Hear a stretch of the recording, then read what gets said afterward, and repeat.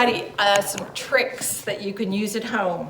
Alrighty, everybody, this is a tire pressure depth checker, okay? Most of us do not have this at our home, all right?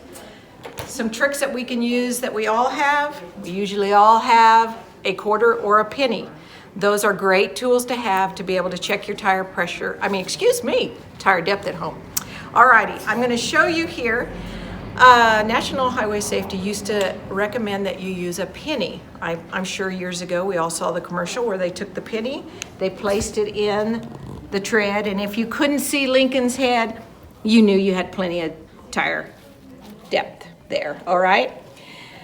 This, between his head and the top of the penny, it's about, I'd say 1.5 centimeters to your end, okay? I'll tell you what you want to use now.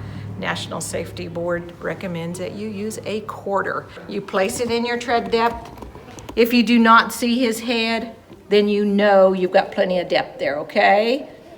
If you do see all the way to the top of his head, you know that you're at the point where you're going to need to start looking for tires. Or shopping for tires, we can get you just about anything that you want here at Western Motor and get that put on for you and mounted in balance. We do have a road force balancer, which is a very high-tech balancer, which most places do not have.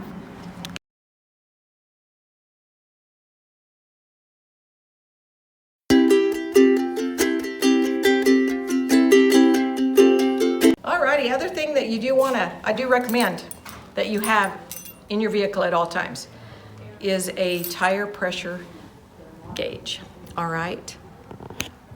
This one's pretty large. You couldn't fit it in most glove boxes. They do make smaller ones that are probably about this big. You want to keep this handy with you while you travel. Of course, we're here for you all the time during the week, so we can check your tire pressure for you, but you get in your vehicle, you have a tire light on, you could have too much air, you could have too little air. This is a very, very important tool to have with you, so you could say, okay, you don't want to drive on a tire that's not got enough air in it. You wear the outsides of your tires, too much pressure, you'll wear the insides of your tires, all right? I'm gonna walk over here and show you the sticker on the door, because most of us will go, okay, I've got this, but I don't know how much air I'm supposed to have in my tires. We'll walk over here and I'll show you the sticker in the door. If you just open your door up, right in the door jamb, you've got a sticker here that actually will tell you front and rear tire pressure. Most vehicles are the same front and back. You will notice on some vehicles it will vary 2 to 3 pounds. So you want to make sure you take a look at this.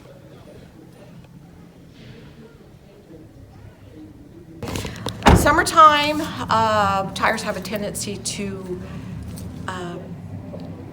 with the heat, they'll get more air in them. We do recommend that on your tire pressure, if it says 32 pounds in the summertime, you go with 32 pounds. In the wintertime, we recommend that you go a couple pounds over, because in the wintertime, the molecules, they shrink, so the tire pressure goes down. In the summertime, they grow, so your tire pressure will go up.